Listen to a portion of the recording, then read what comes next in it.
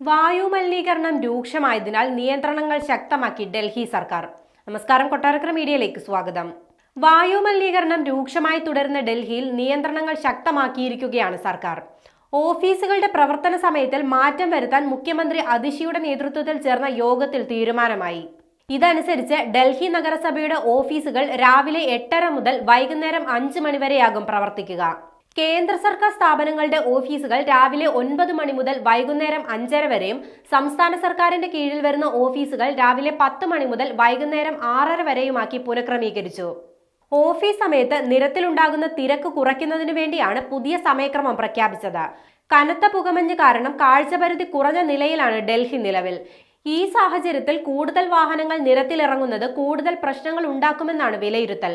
ഡൽഹിയിലെ വായു ഗുണനിലവാരം അതീവ ഗുരുതരമായി 400-ന് മുകളിൽ തുടരുകയാണ്. BS3 പെട്രോൾ, BS4 ഡീസൽ വാഹനങ്ങൾക്കുള്ള നിയന്ത്രണം ശക്തമാക്കിയിട്ടുണ്ട്. പുകമഞ്ഞ് രൂക്ഷമാകുന്നത് ഗതാഗത കുരുക്കിനും കാരണമാകുന്നുണ്ട്. അതേസമയം ഓഫ്ലൈൻ ക്ലാസുകളിൽ ഉള്ളവർക്കായി സർക്കാർ പ്രത്യേക മാർഗനിർദ്ദേശങ്ങളും പുറപ്പെടുവിച്ചു. നിയന്ത്രണങ്ങൾ ലംഘിക്കുന്നവരിൽ നിന്ന് പിഴ ഈടാക്കാനും നിർദ്ദേശം നൽകിയിട്ടുണ്ട്.